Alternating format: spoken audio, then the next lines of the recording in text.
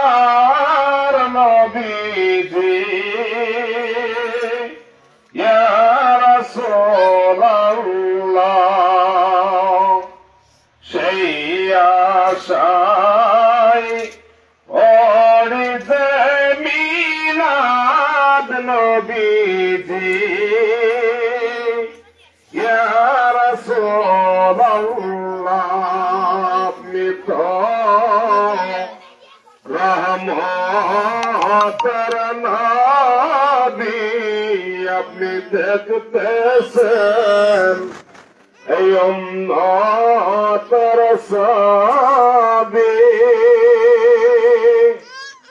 উম্মত বড় অসহায় মারতেছে ইহুদির সারা ইয়া নবী সালাম আলাইকা ইয়া রাসূল সালাম আলাইকা ইয়া হাবিবি সালাম আলাইকা সালাতুল্লাহ আলাইকা বলগাল্লাহ بكماله كتب الدجى بجماله حسنت جميع خصاله صلى الله عليه وآله الصلاة والسلام عليك يا رسول الله الصلاة والسلام عليك يا حبيب الله الصلاة والسلام عليك يا شافع المذنبين الصلاة والسلام عليك يا رحمة للعالمين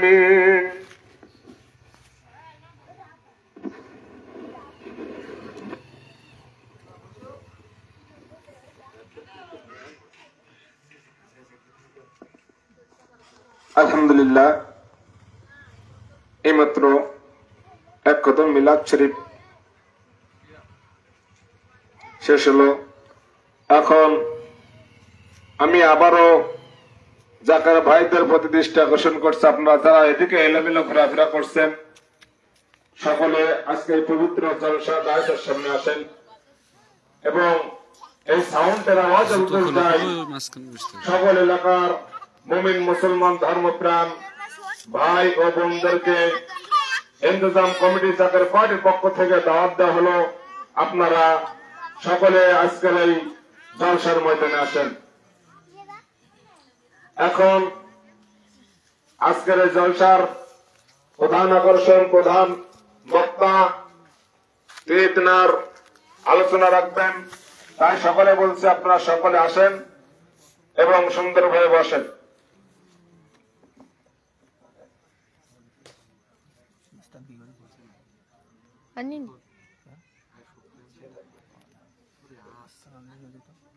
থাক আমার হাতি টানো। আলহামদুলিল্লাহ, আমাদের মাঝে এখন কোরআন ও হাদিসের আলোকে মূল্যবান আলোচনা রাখবেন আজকের জলসার মধ্যমণি প্রধান বক্তা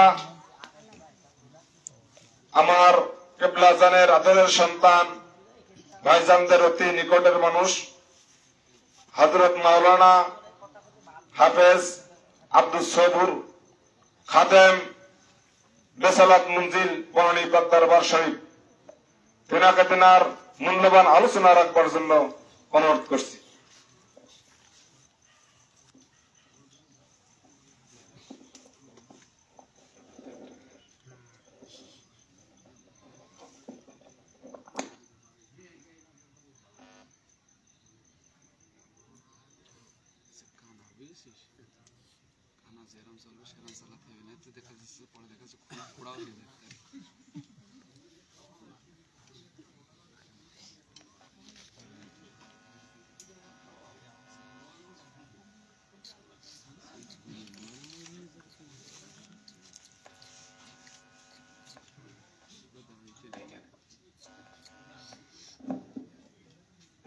হ্যালো,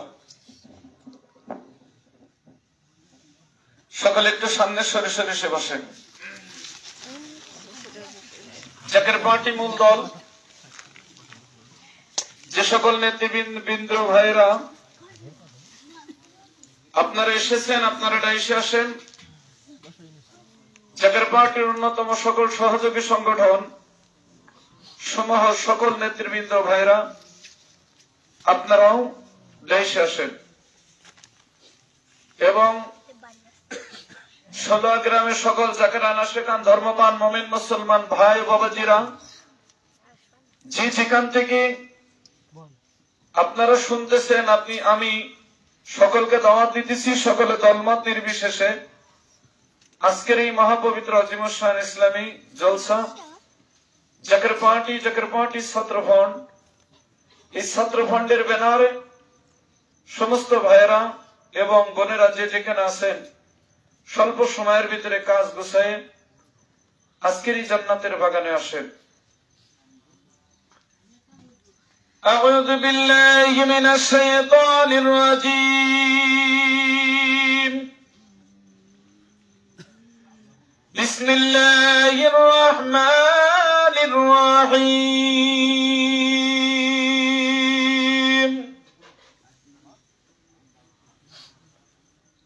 قد جاءكم من الله نور وكتاب مبين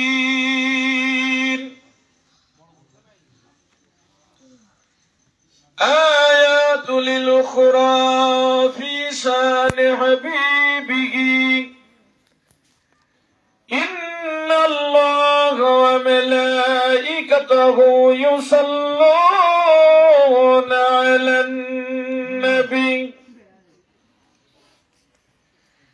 يا أيها الذين آمنوا صلوا عليه وسلموا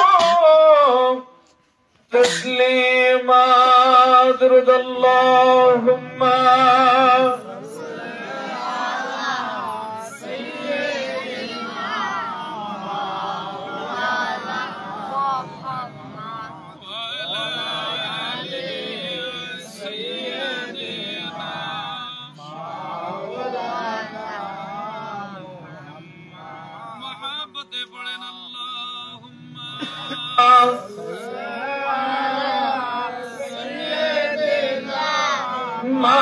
مولانا محمد وعلى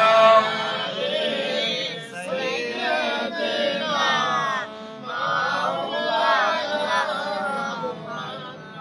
আমার মাওলাই যদি দিত পাখা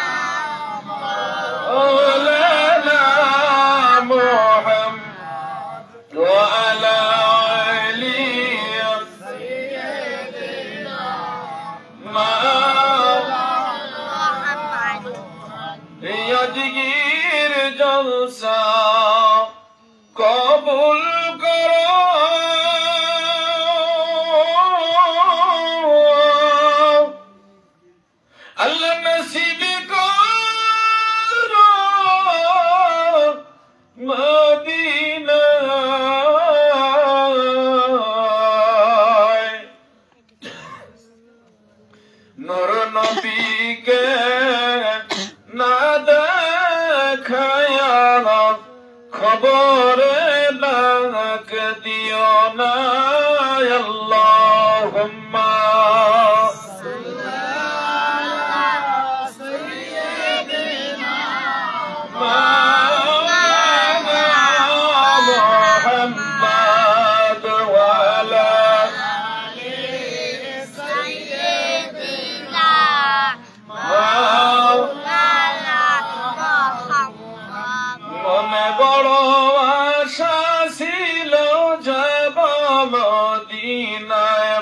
মনে বড় আশা ছিল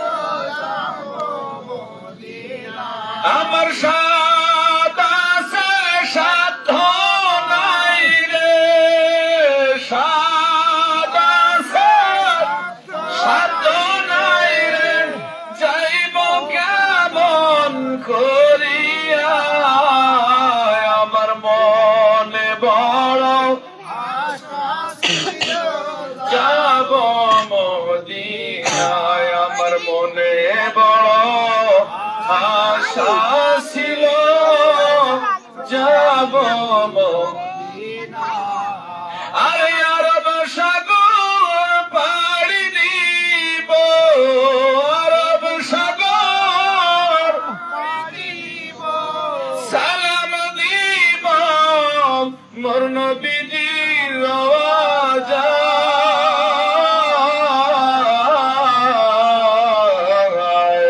মনে বড় আশা ছিল যাব মদিনা বলেন মনে বড় আশা ছিল যাব মদিনা লা ইলাহা ইল্লাল্লাহ জোরে লা ইলাহা ইল্লাল্লাহ লা ইলাহা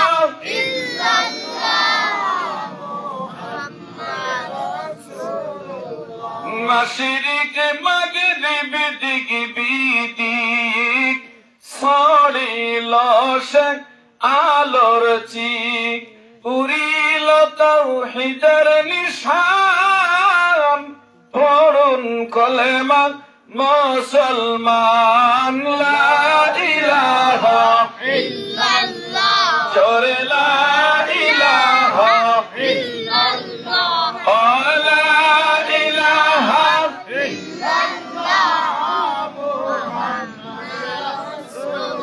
لا اللهم صل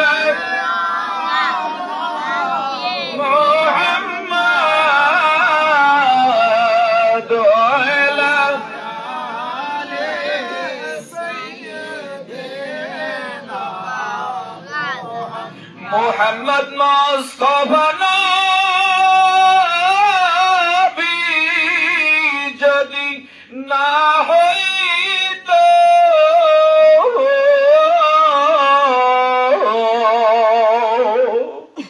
মোহাম্মদ মুস্তাফা নবী যদি না হইত এই দুনিয়া অন্ধকারে ডুবিত আল্লাহুম্মা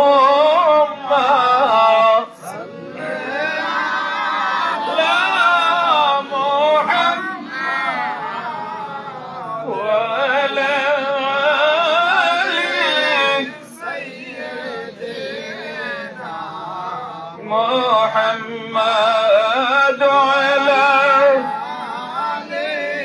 سيدنا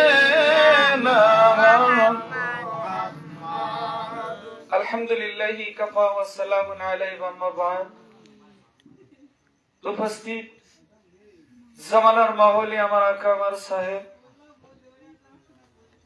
আমার আহানামা আমার দস্তগীর আমার পেশোয়া দিন দুনিয়ার কোহিনুর দিন দুনিয়ার বরকত জাকারানদের জমিদারি জাকারানদের বাহাদুরি একমাত্র দয়াল দরদি বান্ধব বিশ্ব অলি অলি কুলের সম্রাট বিশ্ব অলি খাজা বাবা সৈয়দ আল্লামা মাওলানা খাজা ফরিদপুরি কেবলা জান হুজুরের পুত পবিত্র কদম মুবারকে লক্ষ লক্ষ কোটি কোটি কদম সে সালাম।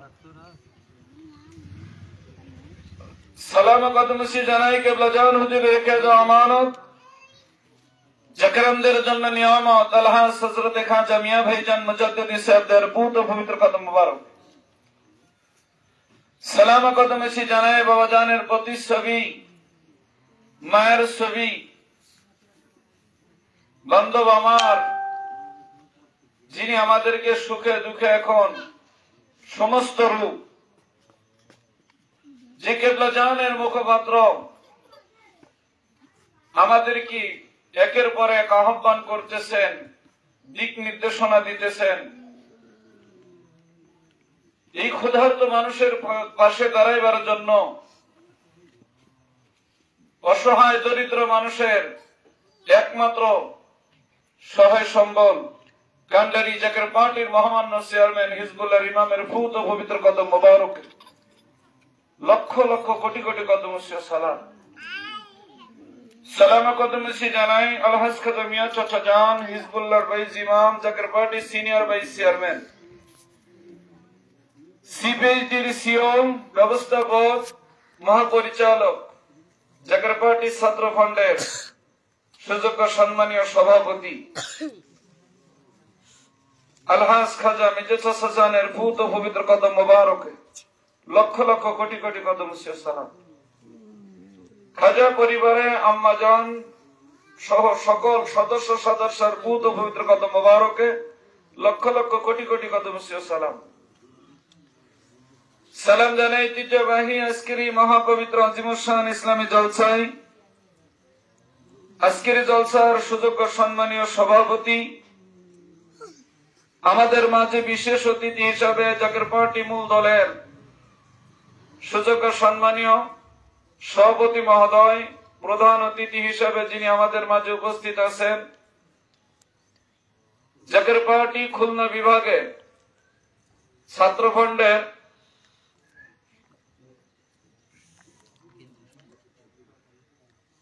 কেন্দ্রীয় সাংগঠনিক সম্পাদক আমার মঞ্জুরুল আলম ভাই।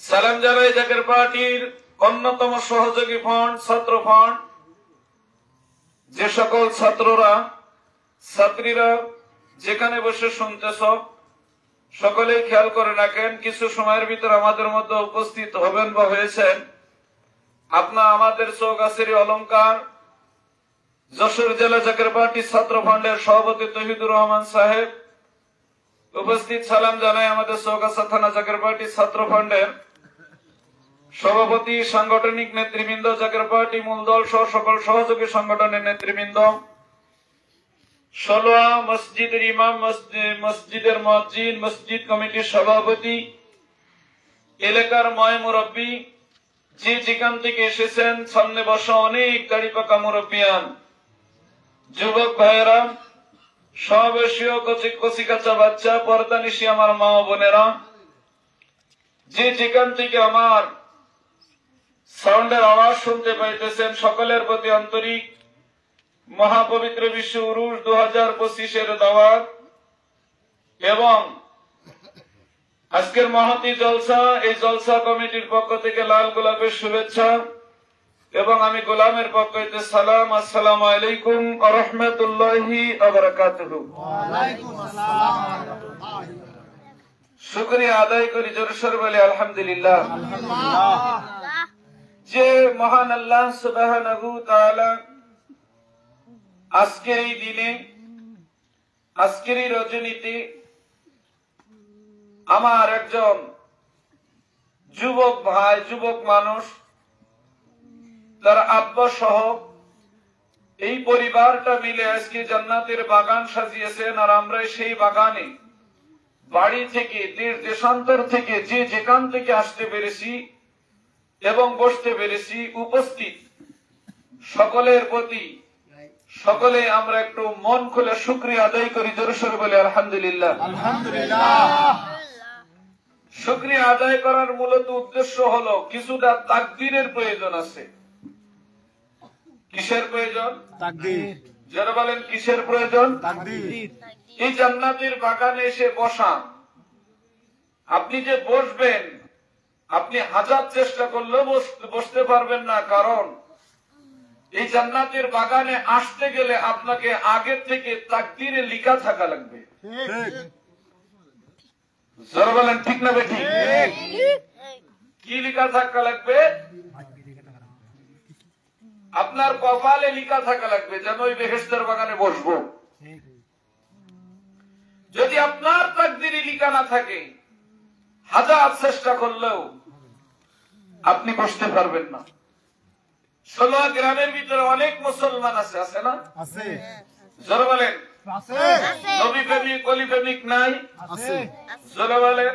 আছে কোরআন প্রিয়, আছে রাসূল প্রিয়, কালেমা প্রিয়, ধর্মভীরু নরনারী সকলে আছে, আছে না?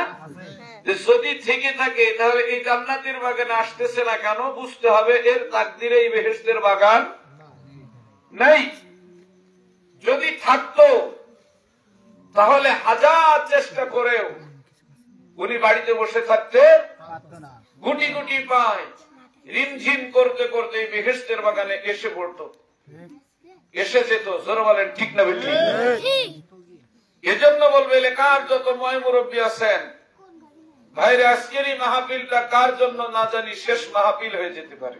ঠিক জোরে বলেন পারে কি পারে না? আরে এই মাহফিলটা আবু আইয়ুব আনসারী রাদিয়াল্লাহু তাআলা আন ক্বালা কওমা ইলাল মাউত মুহাম্মাদুর রাসূলুল্লাহ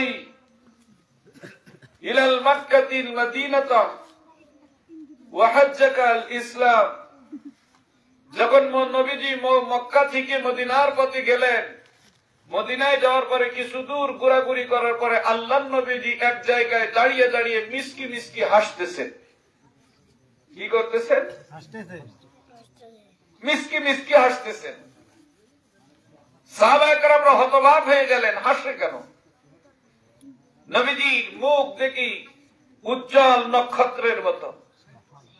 সাহাবায়ে কেরামরা জিজ্ঞাসা করলেন, ইয়া রাসূলুল্লাহ, আপনি যাহা দেখেন আমরা তা দেখতে পাই না, তা আপনি যেহেতু দেখতে পাচ্ছেন, কি দেখে আপনি হাসতেছেন? কয় দেখো একজন ব্যক্তি ঝাড়ু দিতেছে।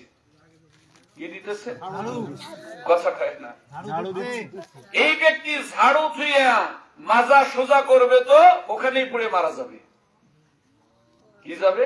মারা যাবে মালাকুল মউত ওই গরুর শিঙের উপরে এসে বসে আছে। এই মহিলা যদি জানতো এই গরুর শিঙের উপরে মালাকুল মউত বসে আছে, তাহলে কি এখানে কে ঝাড়ু দিত? জোরে বলেন।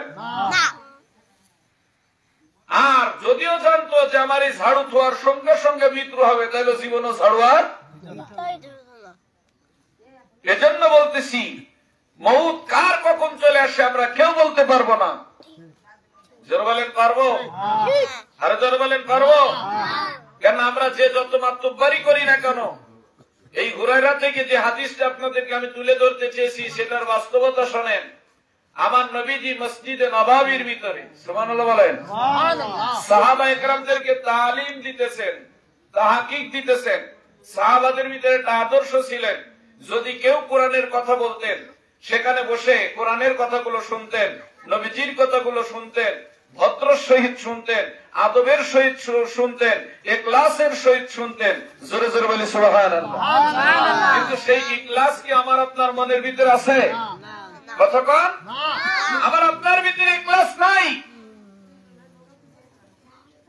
সাহাবায়ে কেরামরা ইখলাসের সহিত আমার নবীজির পবিত্র জবান মোবারকের কথা শুনতেছেন।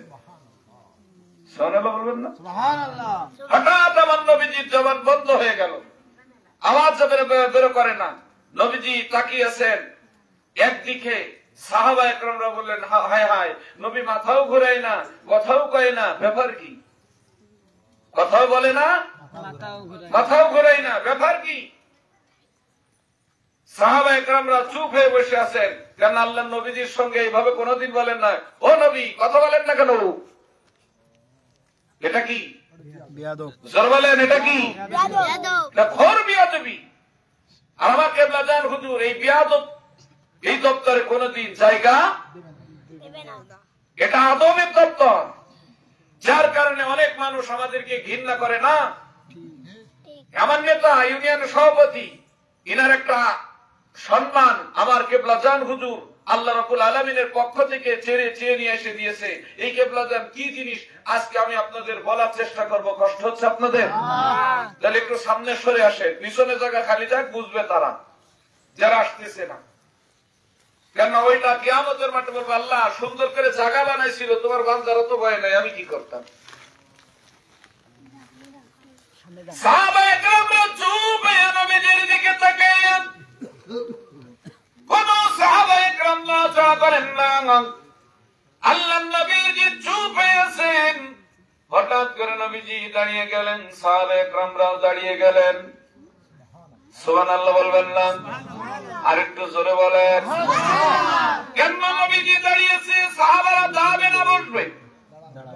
জোরে বলেন। এটা হলো সাহাবীদের আদব। এটা কার আদব? নবীজির কি উম্মতের আদব। নবীজি দাঁড়িয়ে গেছেন, সাহাবীরাও দাঁড়িয়ে গেছেন। আল্লাহর নবীজি বললেন, আপনারা বসেন। কি করেন? আপনারা যায়েন না, আপনারা বসেন। একটু ধৈর্য ধরেন, আমি আপনাদের সামনে আবার হাদিসগুলো তুলে ধরতেছি। নবীজির গায়ের উপরে চাদর মোবারক ছিলেন এবং যখন এই চাদর মোবারক নবীজি মসজিদে নববীর বারান্দায় পেতে দিলেন, জোরে জোরে বলে আল্লাহু আকবার। আরেকটু জোরে কর আল্লাহু আকবার। এবং যখন নবীজির গায়ের চাদর মোবারক দামি না কমা? দামি। 172 তালি দামি না কমা? দামি। কথা বলেন না কেন?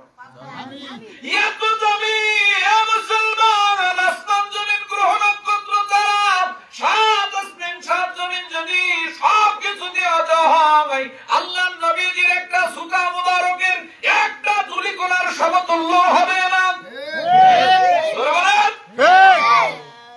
আমরা বলি নবী যেমন আমরাও তেমন। কথা কর না কেন? মুসলমান জায়গায় আল্লাহর নবীজি যেই মাত্র চাদর মুবারক, আল্লাহু আকবার, নবীর প্রেমিকেরা দিশেহারা প্রেম তো মরে না। নবীর প্রেমিক যারা, তারা দিশেহারা হয়ে যাবে। সুবহানাল্লাহ বলে। কি হয়ে যাবে? দাড়ি রাখলেই নবীর প্রেম বোঝা যায় না, টুপি মাথায় দিলেই নবীর প্রেমিক বলা যায় না, লম্বা জামা বললেই নবীর প্রেমিক বলা যায় না।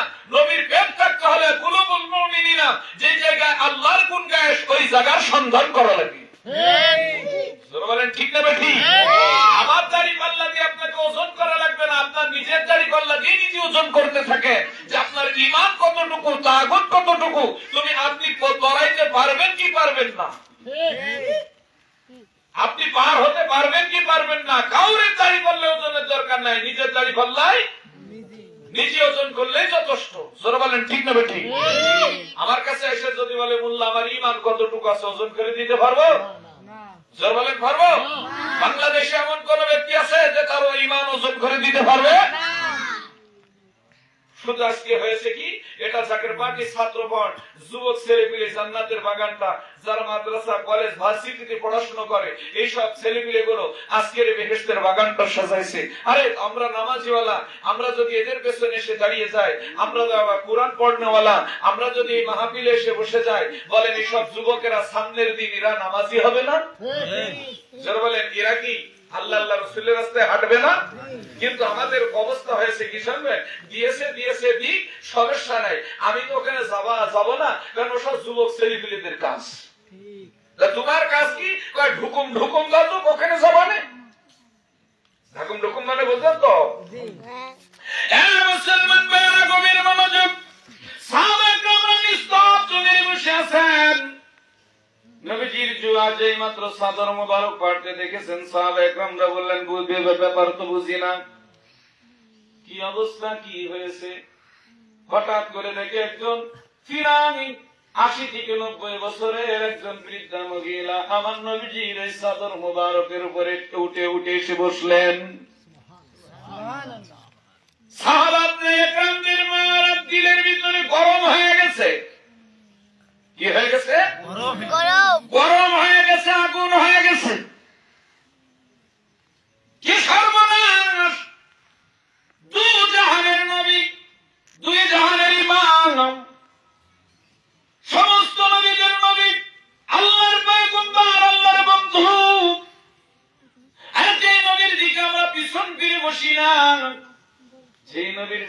সামনে নিয়ে আমরা আযান দিই, যে নবীকে লই আমরা মাথার টুপির মতো ব্যবহার করি, তাও আমরা মাটিতে পড়তে দিই না। আজকে একজন বেগানা মহিলা এসে ওই নবীজির চাদর মোবারকের উপরে উঠে বসেছে। ওই মহিলার স্পর্ধা, ওই মহিলার তো পাওয়ার কম না। এই মহিলাটি আবার কে যে আমার নবীজির গায়ের চাদর মোবারকের উপরে বসতে পারে? এ বন্ধুগণ, সাহাবারা মসজিদে নববীর ভিতরে কিলবিশ করতেছে। যদি আল্লাহর নবীজি না থাকতো, মহিলার কাল্লা আলাদা করে দিতাম।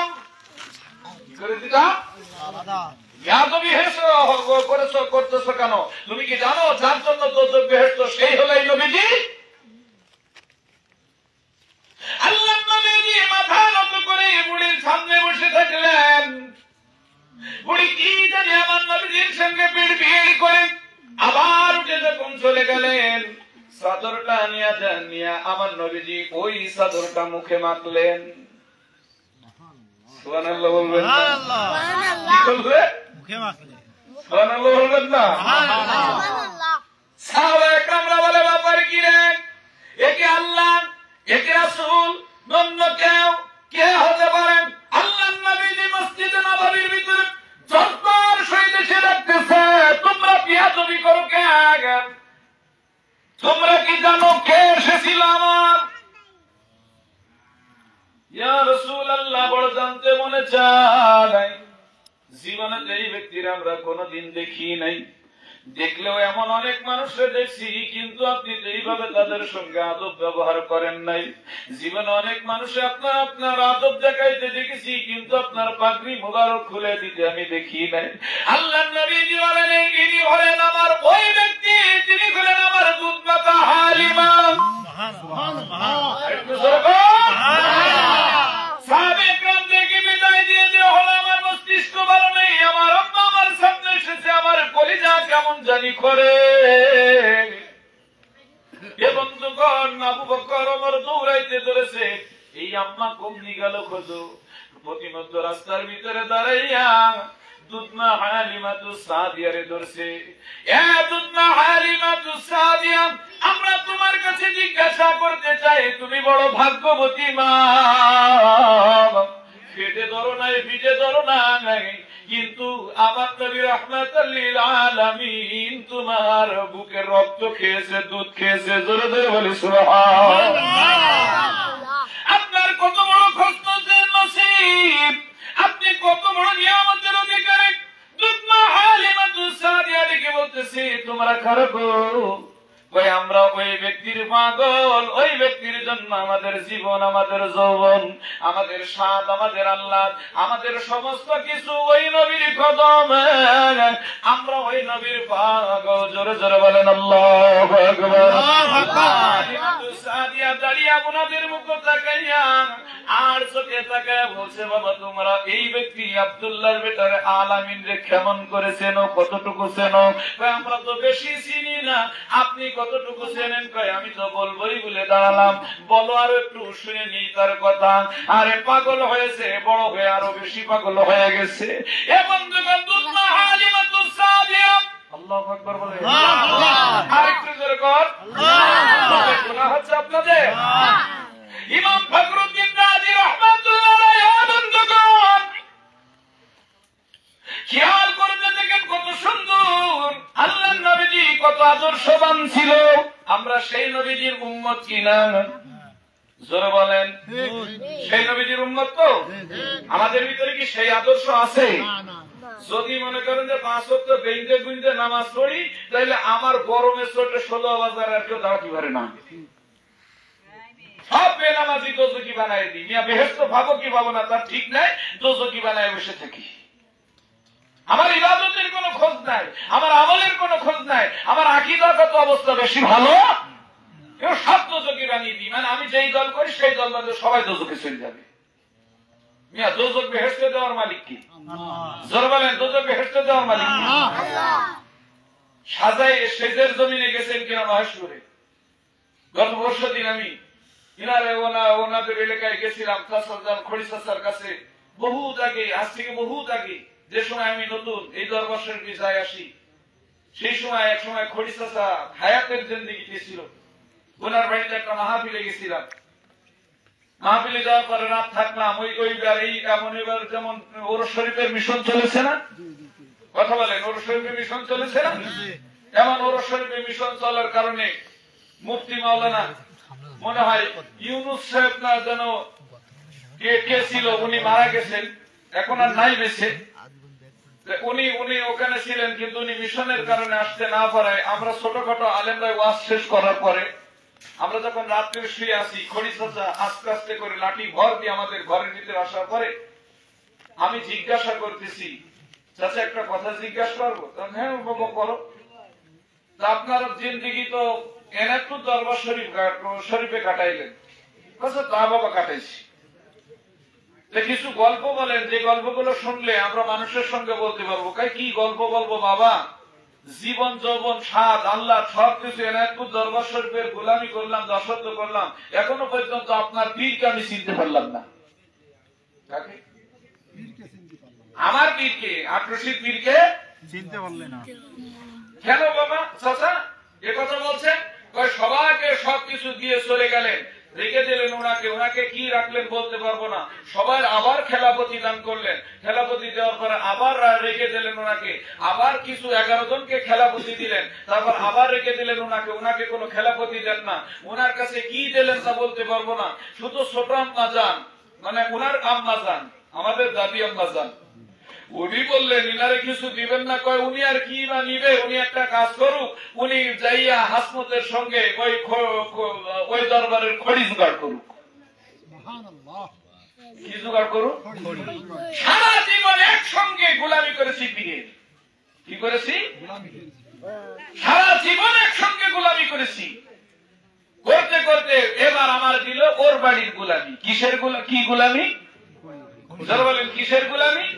বলা হয় না খড়ি চাচা, খড়ির গোলামি দিলেন। তারপরও বলেন কি বলবো বাবা, আজ পর্যন্ত আমি শুধু ওনার দিকে চাই, আর আমি শুধু ভয়তে খড়ি সালাই ওখানে থাকি। একদিনকে আমি বললাম, তুমি তো এখানে আইয়া বড় আসো ভালো, কিন্তু তুমি কোন জাত আমার তো দেখাইলে না। আমি আর কোনোদিন দেখাই না, একদিন দেখাইছে। আমি বুঝতে পারলাম দরকার নাই, এত সমুদ্রের ভিতরে আমি যেই হালতে আছি এটাই আমার জন্য যথেষ্ট। বলতেছে আজ পর্যন্ত খড়ি চাচা নিজে বলতেছে আমি চিনতে, তোমার পীরকে চিনতে পারি নাই। তখন আমাদের আলেমরা ওই দিন বলেছিল, চাচা আমরা চিনতে পারবো। তোমরা চিনবা কেমনি? যার সঙ্গে জীবন যৌবন কাটাইলাম, যার সঙ্গে খেলাপতি অর্জন করলাম, যার দরবারে খড়ি আমার দিয়ে দিয়ে পাঠাইলো, যেই দপ্তরে এখনো পর্যন্ত আমি গোলামি করতেছি, আমি পর্যন্ত তাকে চিনতে পারি নাই। আর তোমরা তো ছোট ছোট ছেলে। বাংলার মানুষকে যদি এই হিজবুল্লাহ ইমাম বা আমার কেবলা জান হুজুর সম্পর্কে আমি বলি যে হাজার বললে কেন, আলেমরা বলে যদি গলাও ফাটিয়ে ফেলাইতে চিনতে পারবে? কথা কয় না কেন? যে জীবনে রসগোল্লা খায়নি, তার সামনে নাকের গোড়া দিয়ে যদি রসগোল্লা ঘুরিয়ে ঘুরিয়ে নিয়ে যেতে বলেন খুব মিষ্টি, খাবে?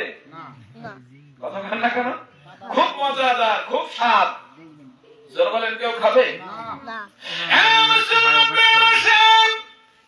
সৌদি একটা পাওয়া যায়, তালের আটি আছে না? যারা বলেন কিসের আটি?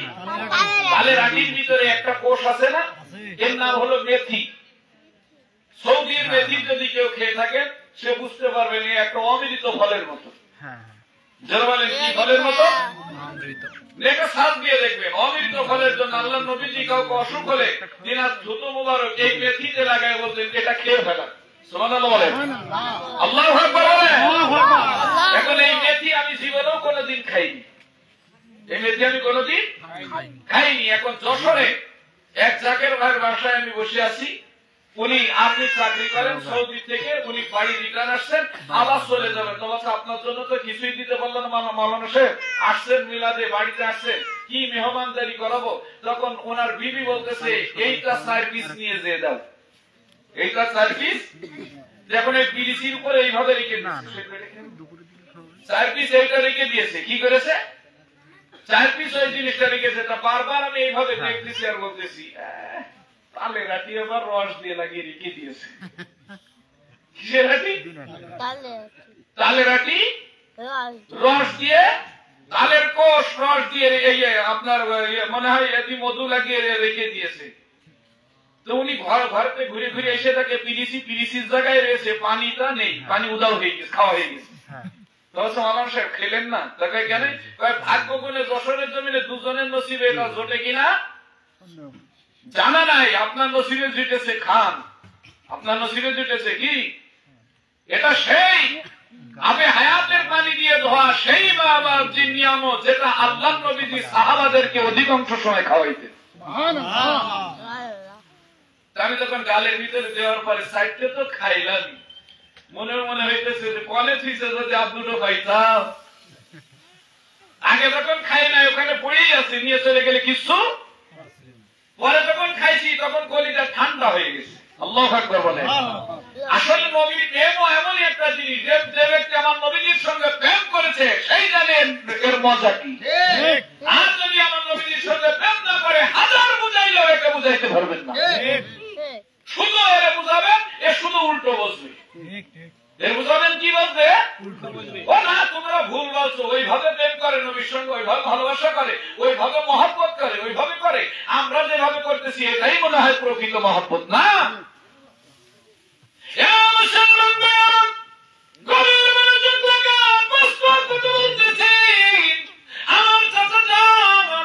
মাথার উপরে হাত দিয়ে বুকের সঙ্গে জড়ায় বলেছিল, সবুর একটা কথা শুনে না রাখ, হাজার বুঝাবি মানুষ বুঝবে না, এ কোন ধরনের অলি রে, আজ পর্যন্ত আমি চিনতে পারি নাই।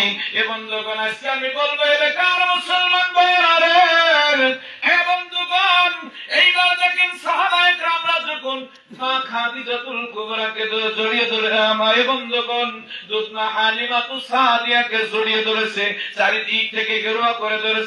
ও মা, মা গো, আমরা কি তোমার সন্তান না, তুমি আমাদের বলো। কি বলবো বাবা, আমি চিনতে পারছিলাম না, নবীজিকে আমি বড় কষ্ট করে আমার বুকের দুধ খাওয়াই লালন পালন করেছি।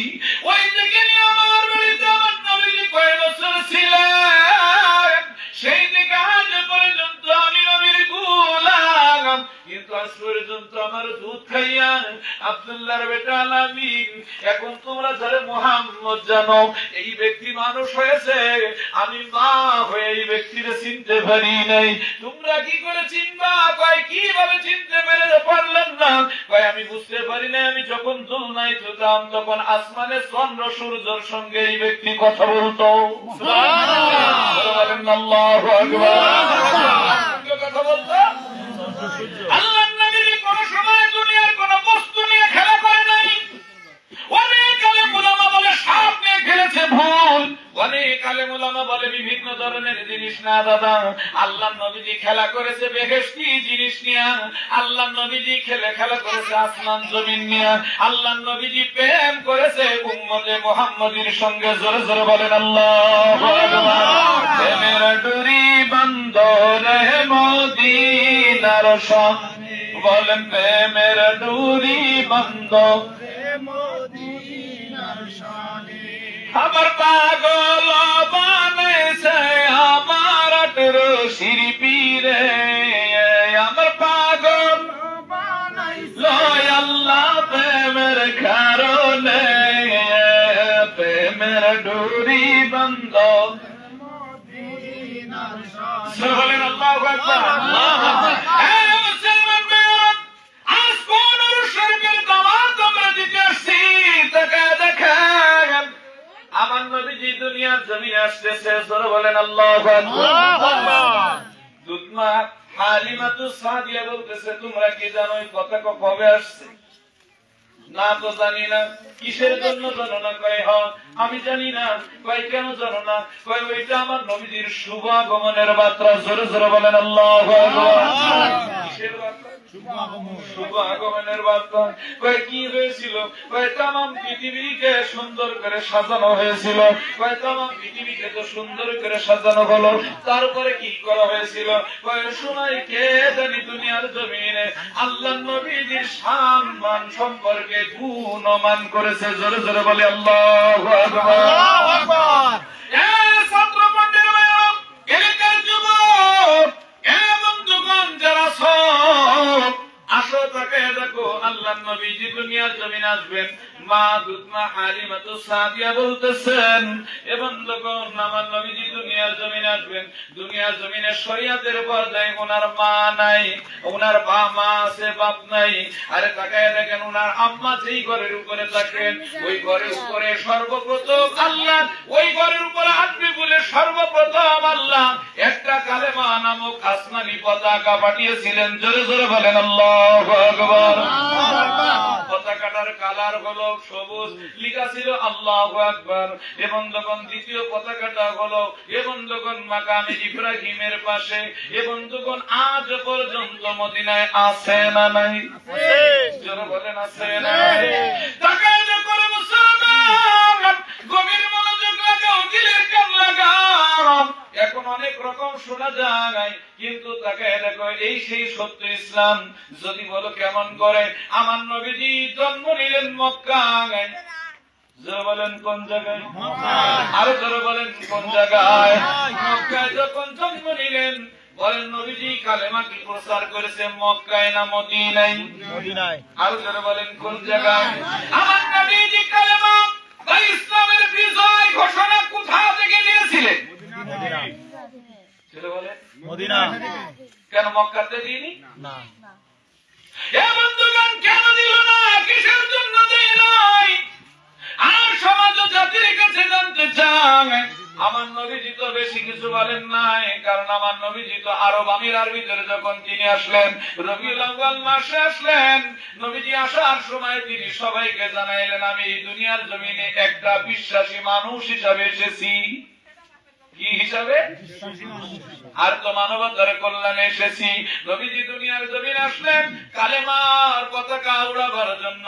এবং যখন তামাম পৃথিবীর মন তার চেহারা দিয়া, তার রূপ দিয়া, তার আদর্শ দিয়া কুড়াই করে ফেলাইলেন। এবং যখন পরম মক্কা নগরী আমার নবীজির প্রেমে পাগল,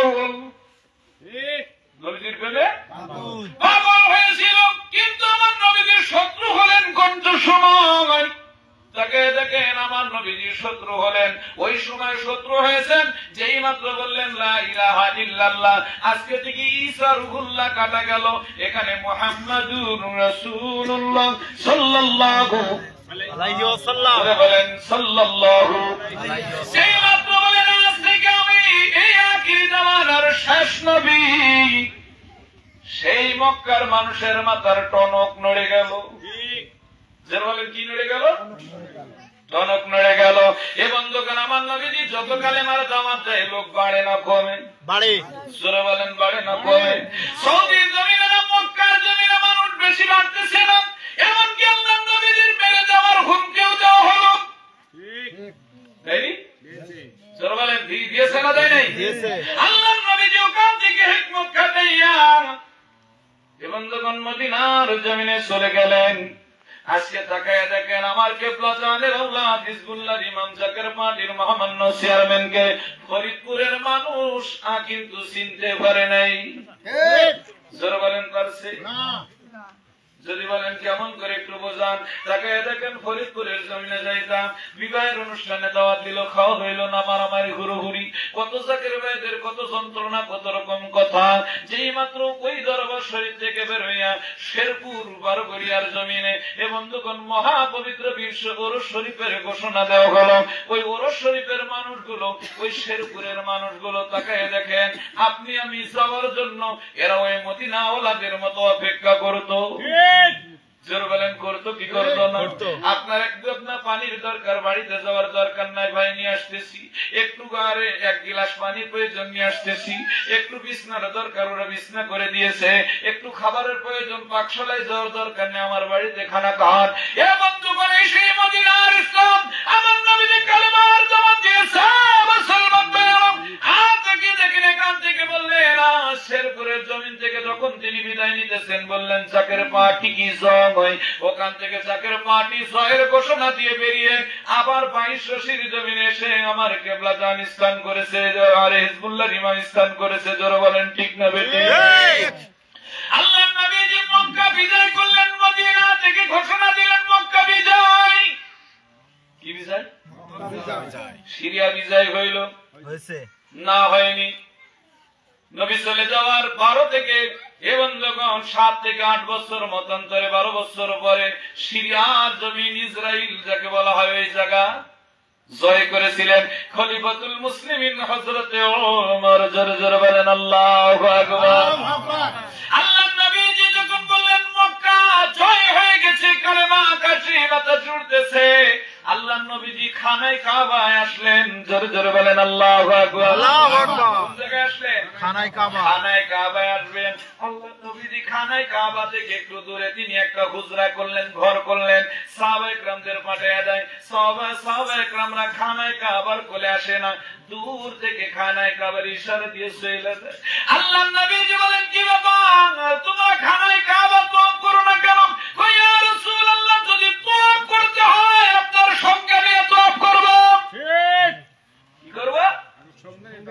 আমরা যদি ঘুরতে হয় তওয়াফ করতে হয়। আল্লাহর নবীজি কয়েক বছর পরে, 2-1 বছর পরে আল্লাহর নবীজি তিনি কাফেলা কইরা খানায় কাবা তওয়াফ করার জন্য সাহাবায়ে কেরামদেরকে যেই মাত্র খানায় কাবায় নিলেন, আল্লাহর নবীজি মাকামে ইব্রাহিমের কিনারায় আল্লাহর নবীজি একটা পতাকা বগিতে কালেমা পতাকা আছে ওই সুজা দাঁড়াইয়া আল্লাহর নবীজি আসওয়াদ নবক পাথরের দিকে তাকাইয়া বলছে, আজকের থেকে মক্কা আবার বিজয়। জোরে জোরে বলেন আল্লাহু আকবার। মক্কা আবার কি যুদ্ধ করা লাগছিল, মারামারি করা লাগছিল, এবং যখন কাউরে খুন করা লাগছিল কিছু করা লাগে নাই, কোন মা বোনের ইজ্জত হানি হয়েছে।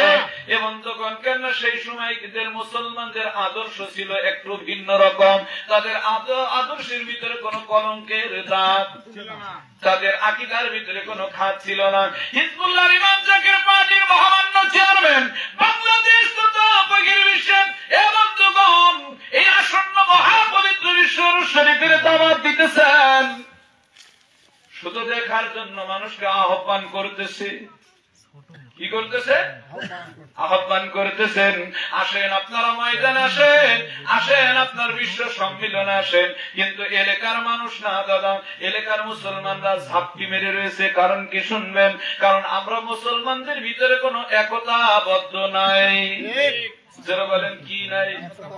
আজ একতাবদ্ধ নাই বিধায় তাকে যেখানে একতাবদ্ধ নাই বিধায় কত মুসলমান অনাদায় অনাহারে মরে।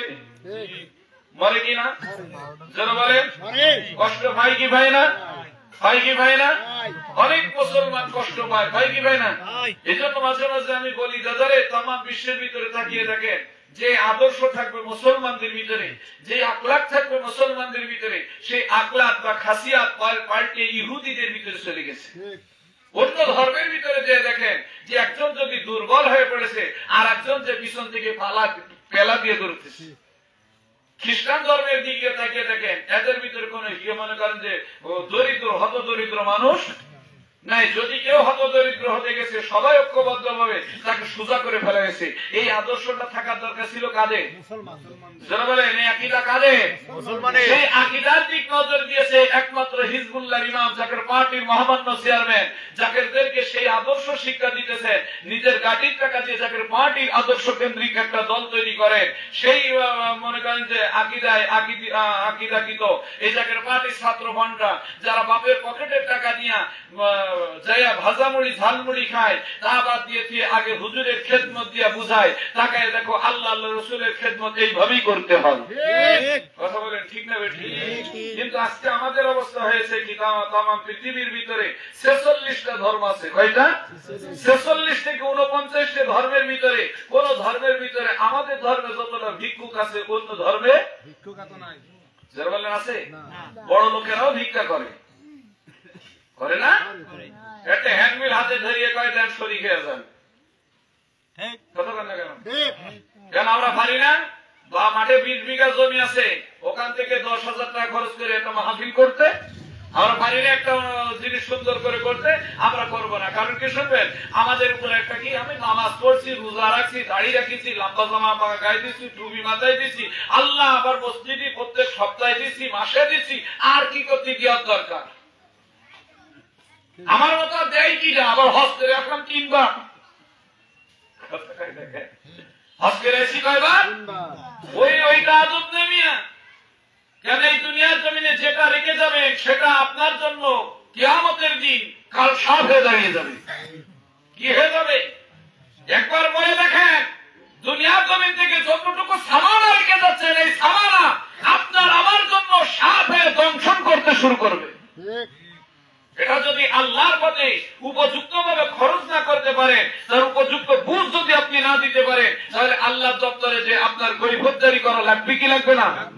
এই জন্য কেবলাজান হুজুর বলতেন, দুনিয়ার জমিনে, এই দুনিয়ার জমিনে বাবা এমন কোন ব্যক্তি আছে যাদের মাল সামানা অগাধ পরিমাণ থাকার পরেও, যেমন নমরুদ ছিল, যার অগাধ পরিমাণ থাকার পরেও তিনি একটা কিছু কণাও দান করে নাই।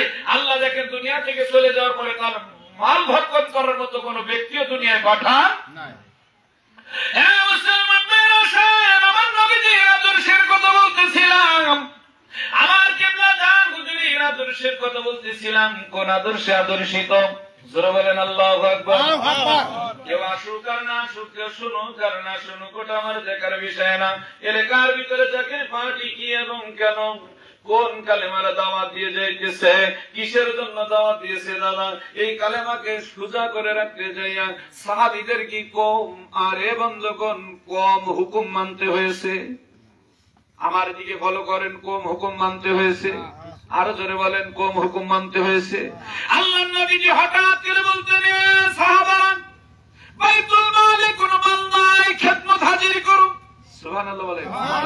সূরাতুল 103 নম্বর আয়াত। কেন বল? তোমার উপার্জিত মাল থেকে হাবিব আপনি যা পারেন, ওর উপার্জিত মাল থেকে আপনি ওটা সংগ্রহ করেন এবং যাহা ইচ্ছা আপনি নেন, ওদের পুত পবিত্র করেন, আপনি ওদের জন্য দোয়া করেন। আমি আল্লাহ সব কিছু দেখি বা প্রজ্ঞাময়। আজকে তাকিয়ে দেখেন বাংলার মুসলমান ভাই বাবাজিরা, আজকে যখন আপনার আমার নবীজির প্রিয় সাহাবী ছিলেন চারজন বড় বড়, আপনি তাকিয়ে দেখেন আল্লাহর নবীজি যেই নিয়ে আসতে বলছেন, সাহাবায়ে কেরামরা বাড়ি ঘর থেকে সবকিছু নিয়ে যে উজাড় করে দিয়ে আল্লাহর নবীজিকে খুশি করবার জন্য চেষ্টা করেছে কি করে নাই? বলেন, করেছে কি করে নাই? নবীজি একবার তাকায় দেখেন, নবীজির কাছে এসে একজন বলছেন, ইয়া রাসূলুল্লাহ, ইয়া হাবিবাল্লাহ। একজন ব্যক্তি মসজিদে দৌড়াইতে দৌড়াইতে আসে, আবার দৌড়াইতে দৌড়াইতে চলে যায়। আল্লাহর নবীজি বললেন, তোমরা সমালোচনা করো না। কি করো না? আমি ওনার কাছ থেকে একটু কথা শুনে নি। নবীজি পরি নামাজের পরে ওনার বাড়ির উদ্দেশ্যে রওনা। বাড়ির সামনে যাইয়া ডাকতেছে, আসসালাতু আসসালামু আলাইকুম ইয়া আবু যার গিফারি, বাড়ি আসো। সাহাবী বাড়ি আসো। কোন উত্তর দিলেন না। আসসালামু আলাইকুম ইয়া আবু বকর, ইয়া ওমর। নবীজি এইভাবে ডাকতেন। আমার আপনার মতো না, আসসালামু আলাইকুম হুজুর এইভাবে ডাকতেন না।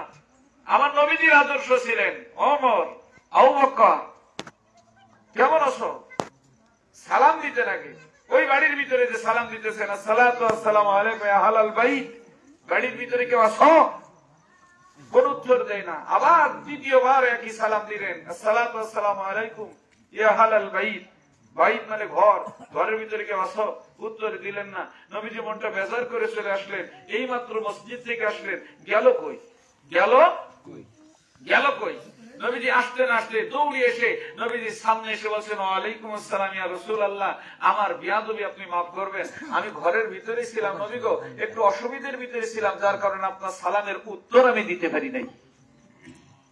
আল্লাহর নবীজি ডাকলেন, কি সমস্যা?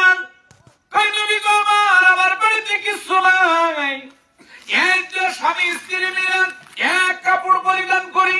এক কাপড়, দ্বিতীয় কোন কাপড় নাই। কয় না, কি করো? কয় আমি যখন বাইরে কামে যাই, আমি কাপড়টা নিয়ে যাই, আমার বিবি গর্তের ভিতরে বৈশা থাকে। সুবহানাল্লাহ বলেন, আরো জোরে বলেন। আর আমি আমার বিবি যখন বাইরে যাই, আমি তখন গর্তের ভিতরে বসে থাকি। আল্লাহর নবীজি বলছেন, তুমি কাপড়টা বিবিরে দাও, বিবিরে দিয়া ওখানে বসতে বলো, আমি দেখতে চাই ওই গর্তটা কেমন। আল্লাহর নবীজি পাগড়ি মোবারক ওই সাহাবীরে দিলেন। এ বন্ধুগণ, গর্ত দেখে বলছে না উপযুক্ত গর্ত। আল্লাহর নবীজি বললেন, আমি বুঝতে পেরেছি। ইয়া রাসূলুল্লাহ, আমি জানি আমার নিয়ে সমালোচনা হবে, আমি আপনাকে অনেক ভালোবাসি, কিন্তু মসজিদে সময় দিতে পারি না। আমার বিবি একটু কাম করে, আমি তো উড়ে আসলে ওই কাপড়টা পরে আমার বিবি ইবাদত করে। জোরে জোরে বলেন আল্লাহু আকবার। আমাদের কি কাপড় চুপড়ের অভাব আছে? যদি খেদমতের কথা বলা হয় তো কয় জাকের পার্টি করি আল্লাহ কি খেদমত দিতে বলি গেলাম। কথা কন না কেন? মুসলমান, আল্লাহ রাব্বুল আলামিনের দ্বীন দেখেন প্রতিষ্ঠিত করতেছে কি ভাবে।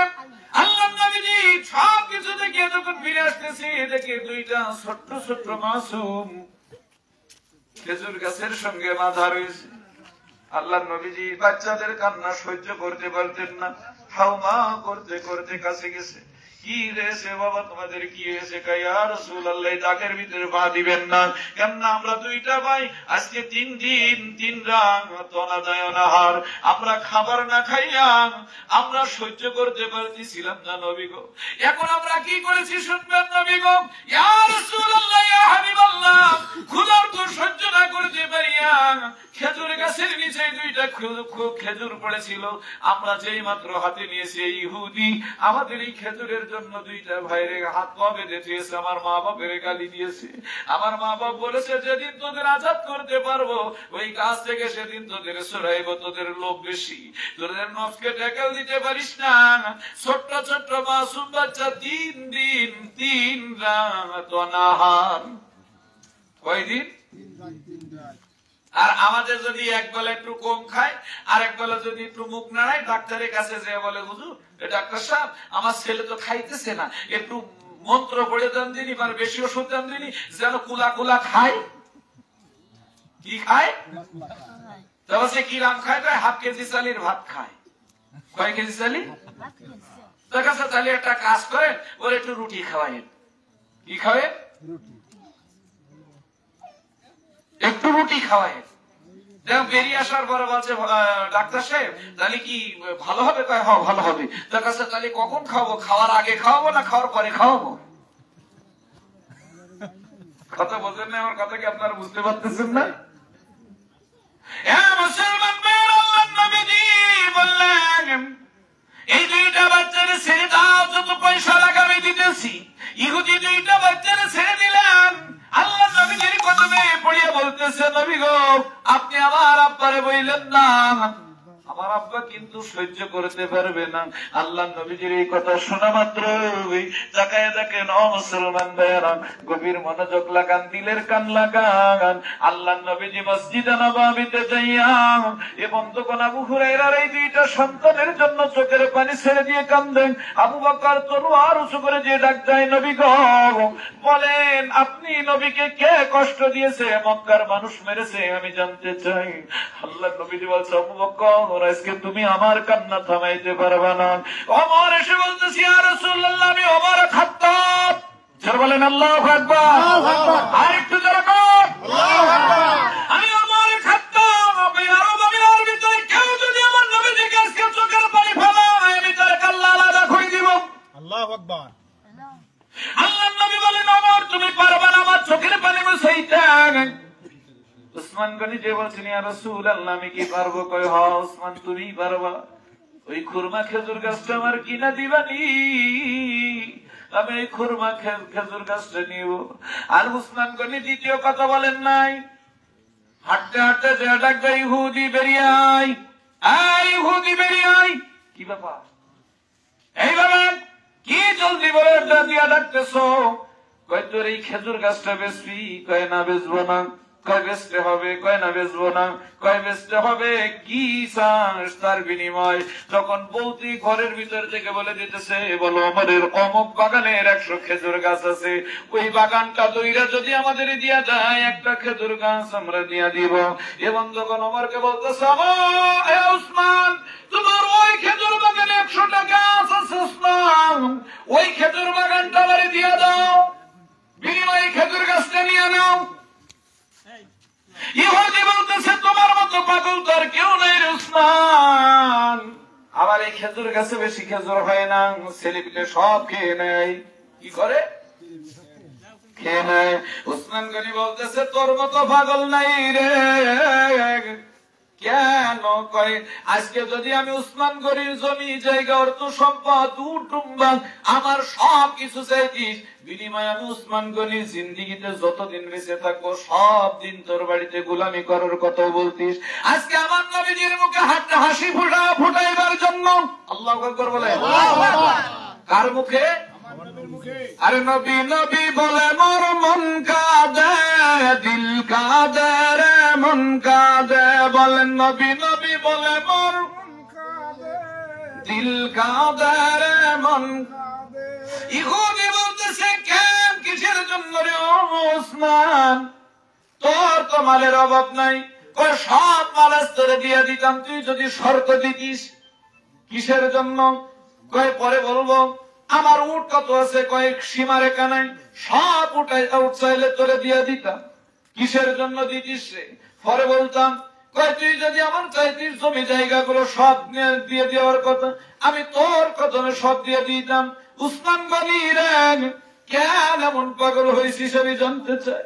কয় কি আর জানবি রে, আমার বিবি দুইটা, নবীজির দুইটা জিন্নুরাইন, দুইটাই বিবি নবীজির বিবাহের কন্যা। আমি তুই যদি বলতিস তোর বাড়িতে পানি তুলে তুলে তোর বাড়িতে রান্না করে করে খাওয়াইতে হবে, তোর গা মুছে দেওয়া লাগবে, আমার দুইটা বিবির দিয়ে তাই করাইতাম। ইহুদি বলছে কেন রে উসমান গনি তুই এত ঠেকায় পড়ছিস কেন? আমি বলতেছি ইহুদি তুই আমি উসমান রাজকে চিনতে পারিস নাই। কেন চিনতে পারি নাই? কয় আমার কেন ধনরত্ন আছে, কয় তোমার তো কলকারখানা আছে, কয় কলকারখানা যদি চাইতিস আমি তোর কলকারখানা, কারণ মক্কা মদিনার জমিনে উসমান গনির মতো এত আকার বড় মিল আর কাউরি ছিল না। আল্লাহু আকবার বলে। আরে এখনো যে হাজী সাহেবরা যার কলে জাতার কলের রুটি খেয়ে আসে সেটা উসমান গনির হাতের। সুবহানাল্লাহ বলবেন না? কার জাতার মিল ছিল? জোরে বলেন কার জাতা? এই জাতার মিল যদি তুই চাইতিস ইহুদি আমি তোরে দিয়ে দিতাম। ইহুদি বলে কেন দিতিস রে? 100 খেজুর গাছে তুই খুশি কয় হন, কয় তাইলে এবার শোন তুই এই গাছটা দিয়া দিলি কয় হন, কথা কথা কয় কথা কথা, ওয়াদা ওয়াদা কয় ওয়াদা ওয়াদা, কয় তাইলে এবার সঙ্গে ইহুদি আজকে আমার নবীজির কে না জানি কোন ইহুদি 2 ফোঁটা চোখের পানি মুবারক ফেলাইছে। আমি উসমান গনি সব কিছু সহ্য করতে পারি রে, আমি আমার নবীজির 2 ফোঁটা চোখের পানি সহ্য করতে পারি না। এই ইহুদি শয়তান আজকে আমার নবীজির অপমান করেছে, আমি যদি জানতে পারতাম কে অপমান করেছে, আমি উসমান গনি তার কাল্লা খানা কেনার জন্য যদি আসমানের চাঁদ আজকে চাইতো আমি দিয়ে দিতাম। জোরে জোরে বলেন আল্লাহু আকবার। ইহুদির পা থরথর করে কাঁপা শুরু করেছে। নবীজি মসজিদে নববীতে যায় বলে দিয়েছে যদি আমার নামটা প্রকাশ করে দেয় তাহলে আমার ধরে মাথা। উসমান যদি এমন খেপে যায় তাহলে ওমর না কত খেপেছে, ওমর যদি অতই খেপে যায় মাওলা আলী কত খেপেছে, ওয়াল্লাহ মাওলা আলী যদি এত খেপে যায় খালিদ বিন ওয়ালিদ তাইলে কত খেপেছে। ইহুদির পা থরথর করে কাঁপতেছে। বিবি বলে সর্বনাশ তুমি ফিরে আসো। কয় কেন? কয় আজকে দেখো নবীর অপমানে এর মাথায় কাজ করতেছে না। কেননা নবীর সাহাবীদের ভিতর সব থেকে 2 জন ব্যক্তি ভদ্র, একজনের নাম হলেন হুরায়রা। সুবহানাল্লাহ বলেন। ছোট বলেন কে? অতি সহজে আজ্ঞা রাখেন না, অতি সহজে কাউরির সঙ্গে জোর গলায় কথা কন না। আর আরেকজন হলেন যিনি জবান বন্ধ করে চোখ কানে মাটির দিকে নিয়ে চলতেন, তিনি হলেন উসমান গনি। আজকে উসমান গনির গা দিয়া দেখছি লোম দিয়া দেখছি ঘাম বাইর হতেছে। স্বামী সরে আসো। কয় না সরার দরকার নাই, থাকো। আমার নবীজি যেই কথা বলেছেন আমি সেই কথা বলে চলে গেলাম। কারণ আজকে তাকায় দেখেন বাংলার জমিনের মুসলমানরা, বাংলার জমিনের মুসলমানরা নবীজিকে সালাতু সালাম দিলে বেদাত হয়। কথা কন না কেন? নবীজির নামে দুরূদ ও সালাম পড়লে বেদাত হয়। জোরে বলেন বেদাত হয়। নবীজির নামে সাল্লাত তাআলা দিলে ঈদে মিলাদুন নবী করলে বেদাত হয়। কবর জিয়ারত করলে কথা কন না কেন? নবীজির নামে মিলাদ শরীফ পড়লে বেদাত হয়। এ বন্ধুগণেরা যদি ওই দিন উসমান গনির সামনে থাকতো, উসমান গনি এক কোপে কাল্লা লাগায় আলাদা করে দিয়ে বলতো এ আজিদের দুলা ভাই। কি বলতো? ওই আজিদের দুলা ভাই এদিকে আয়, তোর মতোই তোর একটি খুঁজতেছি যে আমার নবীজির বিরুদ্ধে আঙুল ধরেছি, তোর মতো মোল্লা বেঁচে থাকার থেকে মরে যাওয়া ভালো। ঠিক জোরে বলেন ঠিক না ঠিক?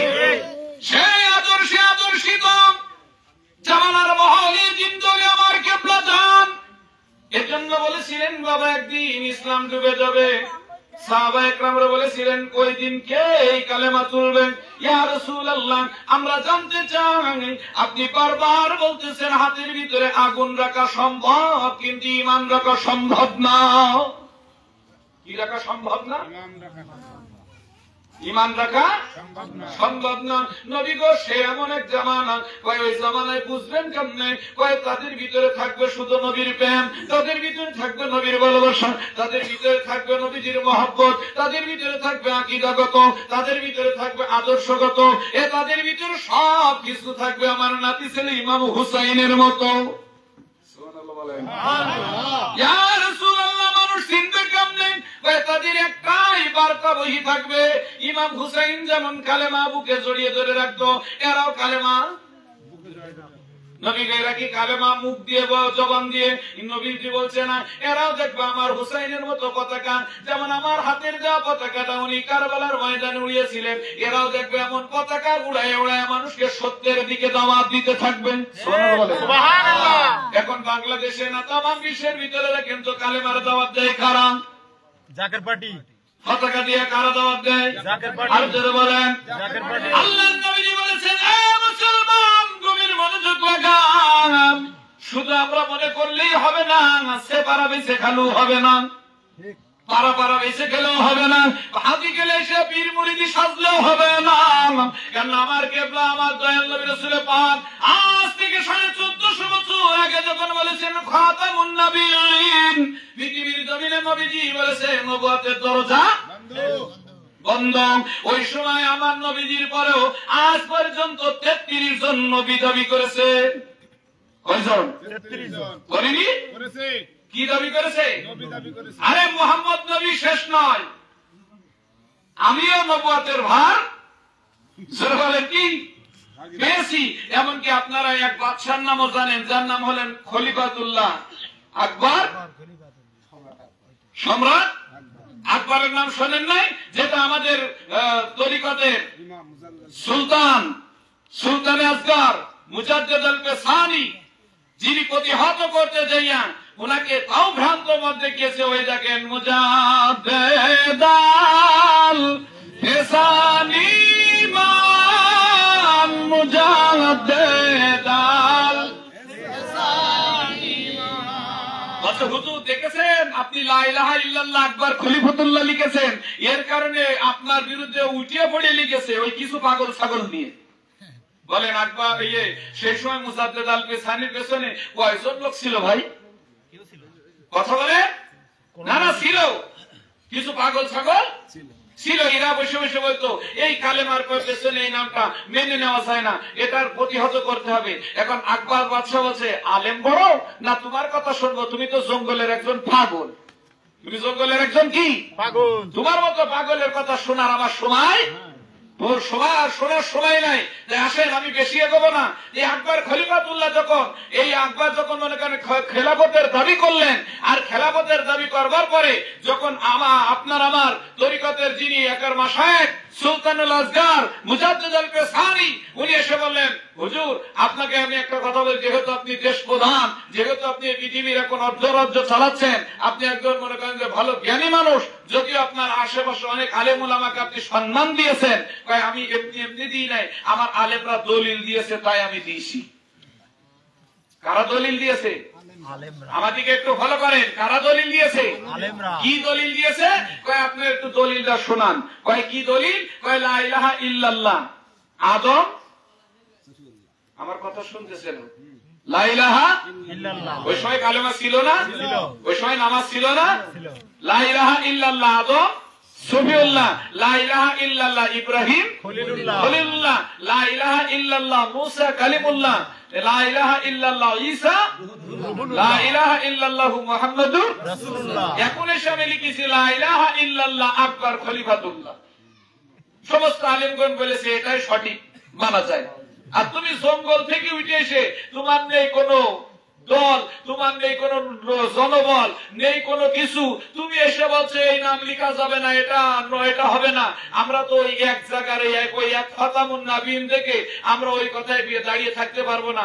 এটা থাকবে, এটা আমার হুকুম, এটা চলবে। তখন বললেন মুজাদ্দেদ আল পেছানি বললেন, আপনি আমার নবীজির দিকে আঙ্গুল তুলেছেন, আল্লাহ কিন্তু আপনার আঙ্গুল ব্যাখ্যা করে দিবে।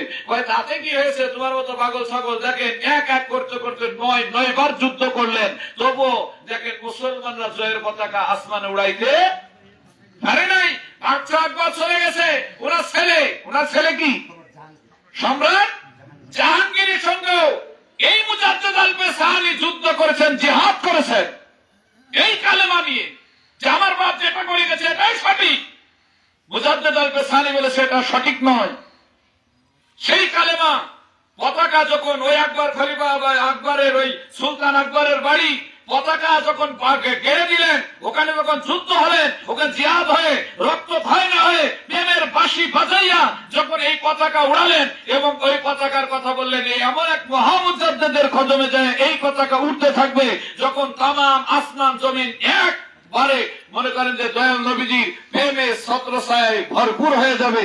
বাইরে সত্যের বিজয়ের জন্য তাকিয়ে দেখেন, বেশি লোকের প্রয়োজন নাই। বলেন বেশি লোকের প্রয়োজন? নবীজির জামানায় যখন মনে করেন যে কালেমা বাস্তবায়ন করেছেন, নবীজি কোরআন প্রতিষ্ঠিত করেছেন, দ্বীন প্রতিষ্ঠিত করেছেন, তখন নবীজির পিছনে কি হাজার হাজার সাহাবী ছিল? না, মাত্র 313 জন ছিল।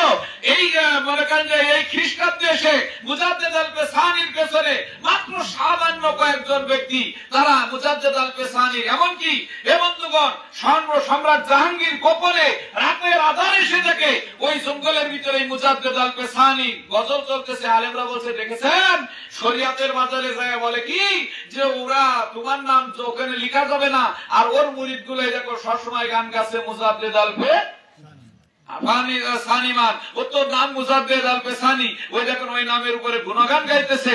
আসলে তো ভণ্ড, ওর বিরুদ্ধে কথা বলা যাবে না, ওর আরো নিগুড় হতে হবে। ইনারা যত নিগুড় হয় তত সল হয়ে যায়, কেন যত দিন যায় তত আল্লাহর ওলিদের পাওয়ার বাড়ে না কমে? বলেন বাড়ে না কমে? এজন্য বলতেছি তাকে দেখেন এখন বাস্তব এমন একটা জায়গায় এসে দাঁড়িয়েছে, জাকের পার্টির লোক কম না বেশি? না, বেশি। এর আগে তো এলাকার ভিতরে ওয়াজ করলে জাকের আর জাকের, যে যেই তো সেও কত গেছি, যে যায়নি সেও গেছে, সেও বলে আমি গেছি, সবাই একই রকম তালে গান গেয়ে যেত। আজ যখনই জাকের পার্টি ভিড় ভাবে তাকে দেখেন, আমার এখানে মনে করেন যে থানার সভাপতি রয়েছে, যদি বলি কয়জন আছে ভাই, তবে যে ওয়াল 16 ভিতরে মনে হয় 2-1 জন না 3 জন আছে। আগে কয়জন হতো, এখানে গাড়ি ভরে যেত। এখন যায় না কেন? এখন যায় না কারণ অনেকে অনেক রকম যায়, কিন্তু আসলে না, সত্য কি যেন শুনবেন, সত্যের পথে কেউ থাকে না। এজন্য পাগল ছাগল হলো আমার কেবলাজান হুজুর বলতেন, যদি তোর ডাক শুনে কেউ না আসে তবে একলা চলো। এই কথাটা বলার কারণ হলো এই বন্ধুগণ, কেবলাজান হুজুর বলতেন, বাবা যখন জাকের পার্টি বিজয়ের আকাশে উঠতে শুরু করবে, জাকের পার্টির বিজয়ের দিক যাইতে থাকবে বাবা, তখন জাকের পার্টি থেকে মানুষ ভয়তে পলাইতে থাকবে। জাকের পার্টির আদর্শ কেন্দ্রিক এই কেন্দ্র থেকে প্রত্যেক জাকের বাইরা এবং লোকজন যারা জাকের দাবি করতো তারা জাকের পার্টি থেকে দৌড়াইতে থাকবে। বাবা খুব স্বল্প লোক, কি লোক? খুব স্বল্প লোক, অল্প সময়ের ভিতরে বাবা, খুব স্বল্প লোকের ভিতরে দিয়া দেখবেন একদিন জাকের পার্টির পতাকা মসনদে আরে পথ করে উঠতেছে। এ বন্ধুগণ কিছু জাকের বাইরাম একত্রবোধ হইয়া কেবলাজান হুজুরের কাছে যা বলছে, বাবা জান সেই দিনকে এই জাকের গুলার ফিরে আসতে পারবে? কয় বাবা একবার যদি কেউ ভুল কেমরে পিস খায়, পিসি কি তা ভুল করতে পারে? এজন্য আমি বলবো এলাকাবাসী মহল্লাবাসী, আজ আসেন এখানে শেষ করে দেওয়ার আগে মহাপবিত্র বিশ্ব শরীফের দাওয়াত হবে এবং বিভিন্ন বন্ধুগণ আসন্ন মহাসম্মেলনের দাওয়াত হবে। এই দাওয়াতের মাধ্যমে আপনাদেরকে আমি একটা কথা বলবো, 16 জনের সাউন্ডের আওয়াজ যত দূর পর্যন্ত যায়, প্রত্যেকটা পুরুষ এবং নারী একতাবদ্ধ হয় কাজে খেদমতির রোল নিয়ে আমরা যেন এইবার মহাপবিত্র বিজয়ের ওরস শরীফে আল্লাহ আমাদের সবাইকে কবুল মঞ্জুর করুক। সকলে বলেন আমিন। আসুন আমরা নবীজিকে সালাম জানাই, ইয়া নবী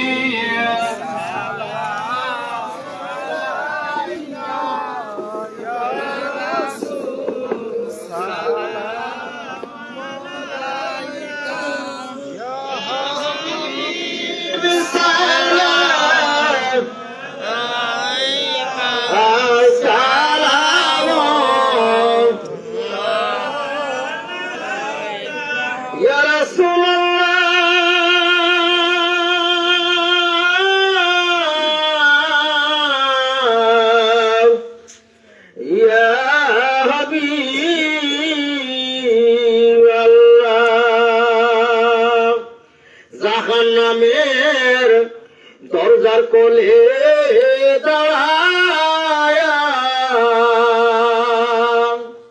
এ আমার উম্মত রে তোরা বড় গুনাহগার ভয় নাই রে উম্মত ও আমার আমি যাইতেছি দরবারের মাওলার নবী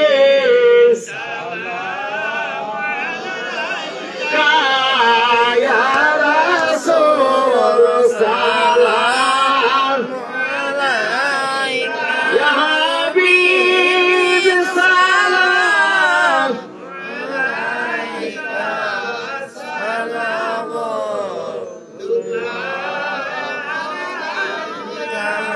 আমার মনে যে ব্যথা বেদনা আমরা কি যাব না মদিনায় কোন পথে হব রওয়ানা বলে দেন শাহে মদিনা ইয়া নবী সালাম আলাইকা ইয়া রাসূল সালাম আলাইকা ইয়া হাবিব সালাম আলাইকা সালাম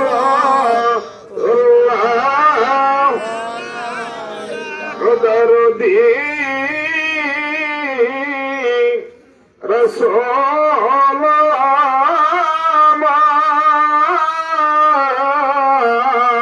আমার কারবালার মোর প্রান্তরে ফাতেমার দুলাল কান্দে কামরা মারলি হুসাইন রে মায়া নাই তোদের অন্তরে ইয়া নবী সালাম ইয়া রাসূল সালাম আলাইকা ইয়া হাবিব সালাম আলাইকা সালাম